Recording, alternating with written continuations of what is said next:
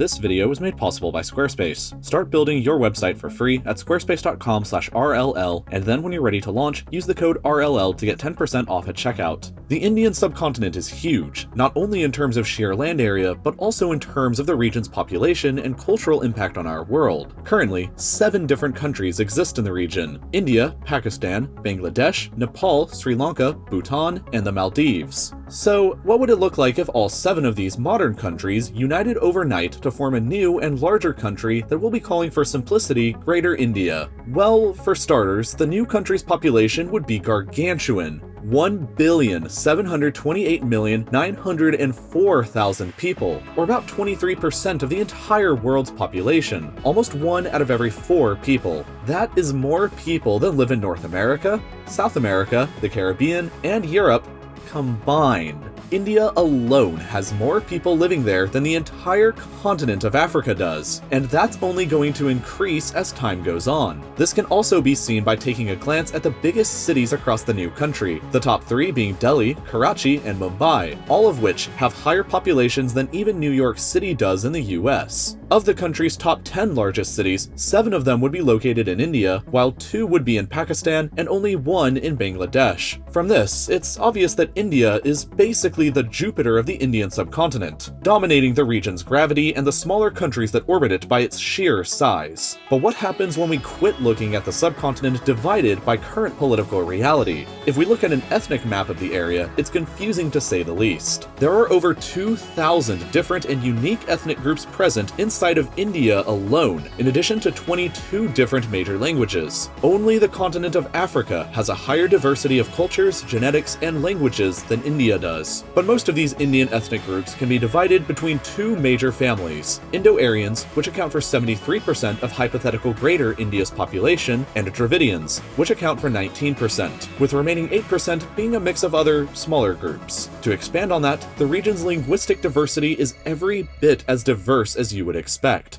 About 1/3 of the population would be able to speak Hindi, 15% would speak Bengali, another 12% would understand Urdu, while the Punjabi, Marathi, Telugu, Tamil, and Gujarati languages would all have significant representation as well. 4 of the world's most significant religions were born inside India: Hinduism, Buddhism, Sikhism, and Jainism, all of which continue to have a significant presence. Hinduism would make up the vast majority of hypothetical Greater India at 63.6% of the population, while Islam would be a significant minority at 31.4%. Christians would only make up 2%, Buddhists would be represented by 1.7%, and Sikhs would make up the final 1.3%, with other religions only having a tiny following. About 34% of Greater India's population would be living in cities, with the remaining majority of the hypothetical country residing in the countryside. Perhaps the most challenging problem for the new country would be the region's economy. Hypothetical Greater India would have a combined nominal GDP of $3.4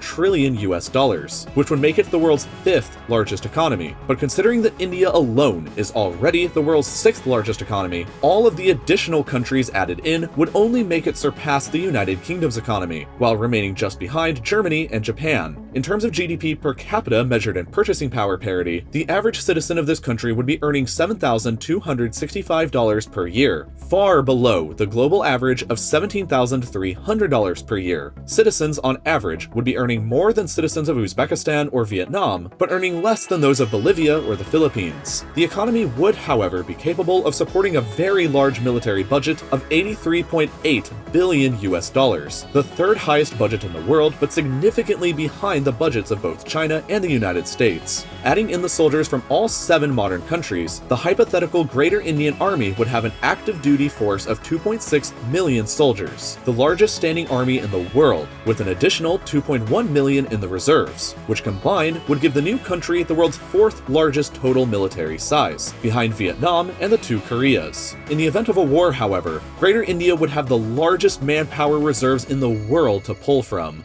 Some of the new nation's greatest problems would be its high unemployment rate, currently hovering around 10%, and the very young age of the average citizen, just 27.6 years old. This might not be a huge problem now, but as India and the rest of the region develops further, it's almost a guarantee that the country will face the same kind of demographic problems currently plaguing places like Japan, where the average age is a very high 47.3 years. Somewhere around 50 years from now, when India's population has likely begun to stabilize around 1.7 billion people, their population will thereafter begin to shrink just like it is in Japan and other developed countries around the world. Perhaps India and the entire region at large can learn from how currently developed countries are handling their demographic issues to prepare for their own future, just like how you can prepare for your own future or your company's future by going over to Squarespace next. Regardless of what it is you do, whether it's podcasting, art, blogging, or you're looking to create your own YouTube channel, you need a way for people to find you online. Squarespace can seriously help individuals and small businesses like you or me make something that was previously only available to huge corporations. An amazing, beautifully designed, and professional-looking website. With their intuitive and easy-to-use website builder, beautiful design templates, reliable 24/7 customer support, and reasonable prices, Squarespace is the best place to build your online presence and create a lasting first impression when people search for and discover you. And best of all, you can try out Squarespace for free right now by going to squarespace.com/RLL. And then when you're ready to launch, you can get 10% off by using the code RLL at checkout.